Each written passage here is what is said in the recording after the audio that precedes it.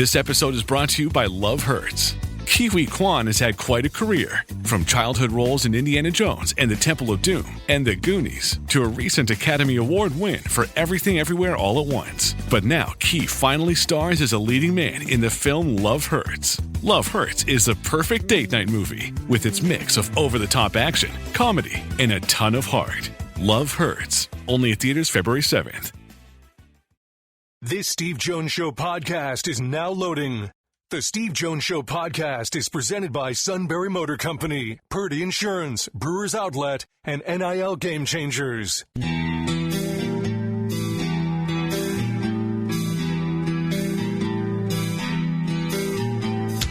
Bringing you an in-depth look at Penn State sports and more. This is the Steve Jones Show on News Radio 1070 WKOK. The Steve Jones Show is presented by Sunbury Motor Company, Purdy Insurance, and Brewers Outlet. Now from the Sunbury Motor Studio, here's Steve Jones. Opening half hour brought to you by Brewers Outlet, Reagan Street in Sunbury, the beverage supermarket. Imports, domestics, microbrews, the best selection of beer anywhere. Wine coolers, water, soft drinks, snacks. They roast their peanuts fresh and out every day. 6 great flavors of slushies. Ready to drink cocktails now. Jack Daniels, Crown Royal, High Noon. And the Pickle Bar, led by the Barrels and the Dills, indeed second to none. All at Brewers Outlet, Reagan Street in Sunbury, the beverage supermarket. It is always a pleasure to be joined by somebody whom I had the privilege and thoroughly enjoyed working with, my good friend, Thomas Frank Carr. T. Frank, welcome back. It is great to have you with us. Always good to be here, and you're always too kind with your introductions, but I always appreciate them. Yep. How you doing? Well, I'm doing very well, and I hope you're doing well, and I hope Zoe's doing great. Great. Yeah, everyone's great. Thank you for asking. You bet. All right, so now Jim Knowles steps in. Penn State's had a long line of outstanding defensive coordinators. Tom Bradley, Bob Shoup, Brent Pry, Manny Diaz. Tom Allen did a really good job.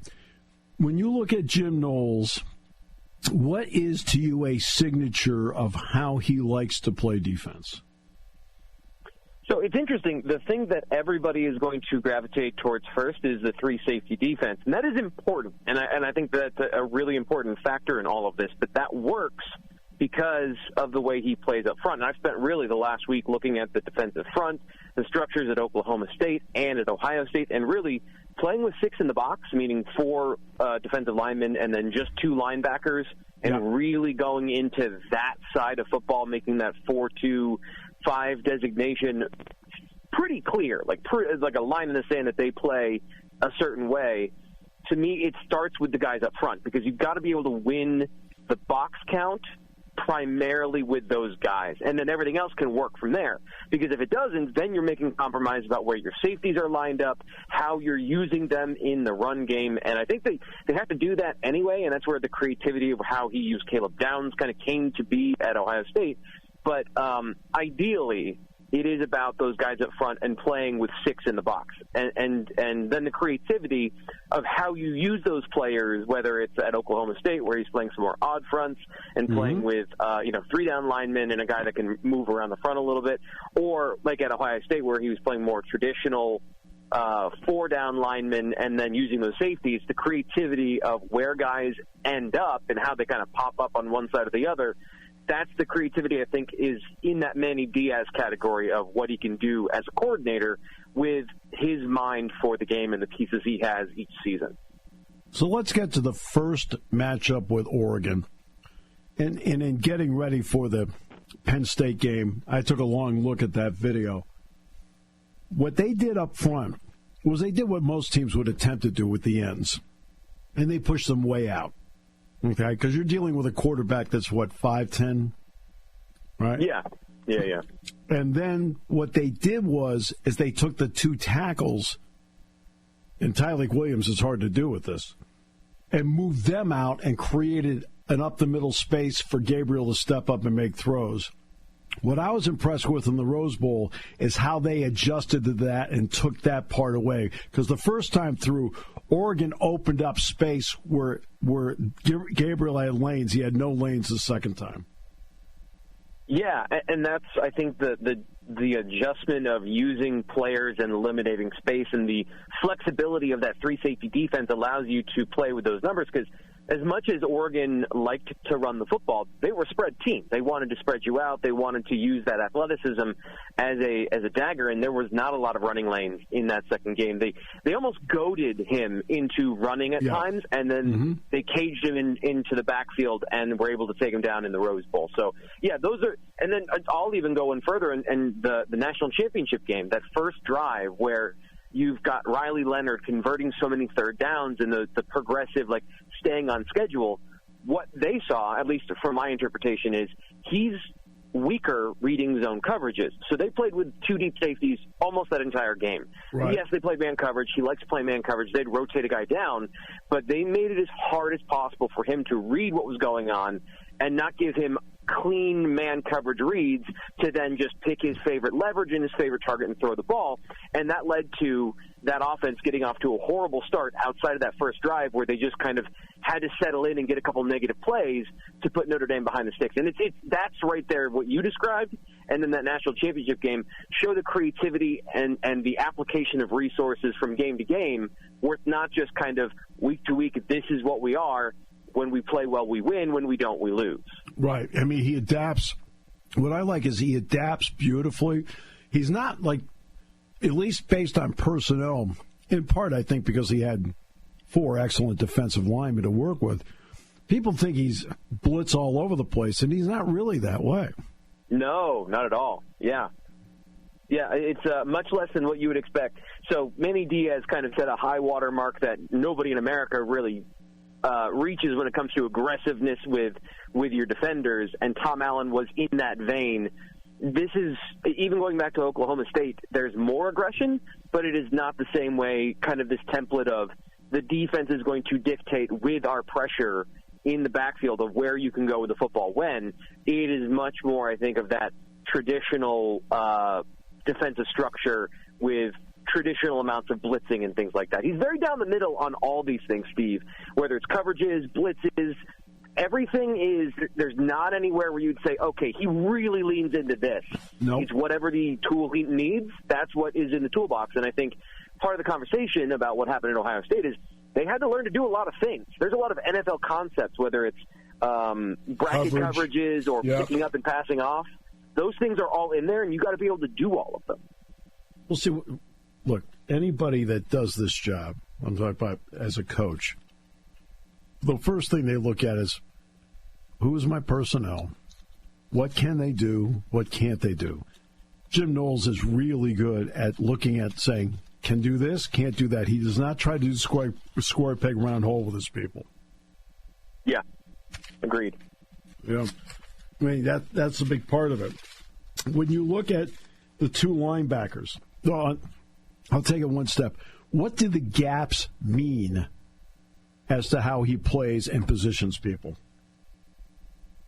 So when it comes to this is, I think, the biggest question coming into this spring football season, and kind of whenever we get a chance to talk to him, is what is the defensive front, the plan for players, and kind of the scheme? Because at Ohio State, their first year, they did a little bit of odd front. They did probably 25%, odd downs at Oklahoma State, and that really reduced over time at Ohio State to kind of play within that structure. Yep. So when you talk about his decisions up there, it doesn't really change how they play, but more just alignment and the versatility they can have in the defensive front, whether or not they go into kind of the full thing of what Jim Knowles wants to do with that front and the creativity. But the way they play gaps, specifically to your question, everyone does certain amount these things, like these different techniques and these different ways of playing. It's how much you lean into them and how much you are aggressive on the other side. So Manny Diaz, one gap, one person, play aggressive downhill, get into the backfield, blocks and make tackles. That's on one side. On the far other side is your traditional three down front, like a Steelers in yesteryear, where guys are two gapping. You're responsible for two gaps. You read the play, and then you shed and go to that gap. The way he's described it and what I've tried to learn about him in some coaching conferences is he calls it 1.5 gapping. Again, something that Penn State has done in the past, but you win your gap, and then if you can, you win the gap next to you by pushing your defender, your blocker, into the other gap. And so that is how, in some aspects, they're able to play with six in the box because they're not going for those tackles for loss. They're going for control of space to create maybe less tackles for loss, but as many stops as possible. So the difference of being, you get a 3-yard loss on first down, maybe you get a 1-yard gain, but you're still behind the sticks as an offense. And you protect yourself from missed tackles and explosive plays that way. So that's, how they address the gaps and where they line players up. It's all in service of how do we control the box in that kind of style, from my understanding anyway. How important is it, because you know the people here, that Deion Barnes is a wee guy, Terry Smith's a wee guy, okay? Dan Connor's a wee, right? Anthony Poindexter is a wee guy. How important is it that for Jim to step into a situation where he's got people who they can hash it out in a room as to what they want to do and not want to do, but in the end they're unified when they come out because everybody wants what's best? How important is it for a guy like Jim that he has that atmosphere to work in? So creativity takes a little bit of trust at times, right? So when you're doing something that's slightly unorthodox, and so I broke this down over at BlueWhiteIllustrated.com this week. If you want to sign up for $1 and go read these things, I wrote, I think, 4 or maybe my 5th article today, just about different aspects of this defense. And one of the things that I learned going back and looking at the jack linebacker position, the hybrid defensive end, is the role was the same in terms of they were playing 2 yards off the ball in a stand-up position in the B gap, but they were attacking a gap like a defensive end. So it's more about how are we changing the front to mess with the offensive line's blocking schemes and not this player's like a true hybrid playing drop into coverage, pass rush, run defense from both places. It's just about a small tweak. And if you've got guys that will go with you and you can create those havoc situations from a mental standpoint for the offense, you can do some innovative and great things. But if you don't have guys that are willing to go with you, then you can't implement that stuff. And that's where I think the what you mentioned of everyone being on the same page. I think from a personnel standpoint, there might be some tweaks that Knowles needs to make just based on the best position for those players, going back to what you said earlier, putting guys in position to succeed. But I think that, as long as the personnel matches and everyone's on the same page, that's, it's the old adage that Franklin uses of everyone pulling the rope in the same direction. And it has to start with the coaching staff and extend from there. And I think Penn State has that environment of doing that, understanding it's a football team and people are going to disagree, right? And you're going to have intense disagreements, but as long as you've said, you're all on the same page when you come out of it. Right, and that's the whole thing. Like, in other words, you can sit there in a room, hash it out, and in the end, okay, this is how we're going to do it. All right, I'm going to make it work, and that's what you need. Yeah. Is there give me a couple guys on defense, based on who you've watched, that really fit Jim Knowles when you look at the current Penn State defense? So just a couple. I think we'll start with the safeties because that's what everyone is interested in. I think that Zion Tracy is going to continue to play the slot, but eventually Dejon Lane is a guy that's going to really benefit from this defense. And then specifically in terms of if you're playing six men in the box, somebody has to fill those gaps from the secondary. Yep. Who's best at doing that? I kind of look at the way King Mack has played and, looking at specific times where he got a chance to play the position he should be playing. I think there's something there in terms of a quasi-box safety, somebody who's super physical and flies downhill and plays. Zakee Wheatley, I don't want to say goes without saying, but is also going to be the cornerstone of that secondary. Where they decide to use him is going to inform where King Mack plays, where Dejon Lane plays, where Tracy and everybody else has their opportunities because he's their veteran returning player that I imagine they trust the most. Mm-hmm. And then I'd go Zane Durant, in terms of if they follow the architecture of his defense the way it was at every stop, the three technique in the true sense is kind of your star defensive tackle. Gets the most one-on-one opportunities, and if you're putting Zane Durant in those opportunities all the time, he's going to make a lot of plays. So him, Dynasty Sutton, I think fits the archetype of this defensive line really well as well. No doubt. And then the question is going to be, where is Max Granville in his development? Because that jack position, moving him around, a hybrid safety linebacker, you could see Granville being very good at that. And they were putting him in the Abdul Carter role on third down. But that's, this team generally trusts veterans to go play over guys who might have the better physical potential but will make more mental mistakes. So, there's a whole list of guys that I think fit really well, and that's why James Franklin went on and hired Jim Knowles, is the defense fits what they want to do anyway, but within it, the subtle differences, I think those are the guys. And then, depending on his development, I still think Tony Rojas can be an elite linebacker that does a lot of everything in this defense.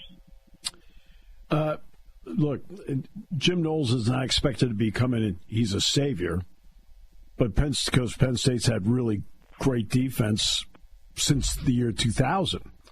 But what kind of statement does it make that James looked around and said, I think this is the best person for the job, and Penn State said yes to him being able to hire him? Yeah, on how many different levels does that matter, Steve? Like, the fact that it's the second time around, 2022, he was part of the conversation and, didn't go Penn State's way. Now, they found Manny Diaz, and that turned out to be, I don't want to say a blessing in disguise, but something really great when you were, there were a couple of choices. And then for Penn State to want him again, have him not necessarily be available, but suddenly he is, and then suddenly he's the highest paid coordinator in college football. Like, all of these things are wins for Penn State football in the sense of, we are going to do what it takes, in our opinion, to be the best possible version of ourselves in football. Resources and all those things are going to be applied in the most aggressive way to try and achieve the best outcome. Now, as you mentioned, is he a savior? No. The defensive coordinator can't take snaps at one technique defensive tackle. Nope. There will be limitations. There will be talent that decides the game on the field. But Penn State's going to have their fastball. And that hasn't always been the case year to year. And so, given the resources, given the opportunity, expectations, I think, are allowed to be high. There are fewer and fewer things of buts in this conversation. So nothing's guaranteed, but it is the best possible situation you can start the year with when you go into a coordinator search and you get one of, if not your top choice in the process. Always a pleasure, my friend. Appreciate the analysis very much, and I think the audience ate up every word you were saying. As long as I didn't talk too long. I tend to talk really fast and say a lot of things, so hopefully they caught all of it. I've said a lot of words for 1 billion years. I wouldn't worry about it. I appreciate it, Steve. Have a good one. Thanks, Steve Frank. All right. This half hour being brought to you by our good friends at the Brewers Outlet, Reagan Street in Sunbury on News Radio 1070 WKOK.